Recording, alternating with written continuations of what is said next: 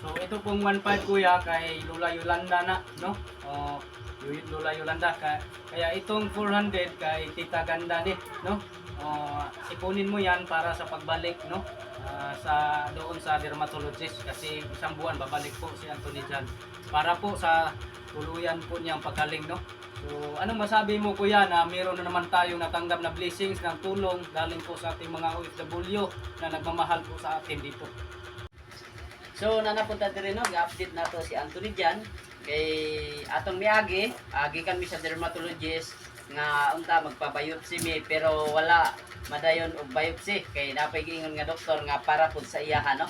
So nami karon para ihatod ang tulong ang nami karon para ihatag tong tulong para kang Anthony Gino sa video ni Boy Gahi og nagpasalamat pud ta sa video ni Boy Gahi nga naapoy kwarta para ihatag para pagpa-check up og ka Anthony Jan sa sa iyahang mga tambal no sa i-update sa iyahang mga tambal para naot na unta nga maulian siya og hingani og dako na kay improvement sukad na tambalan jud siya unta tuloy-tuloy ning pag tambal jud sa iyaha no tuloy-tuloy ni pagtambal sa iyaha sa mga tambal na angay ikuan sa iyaha.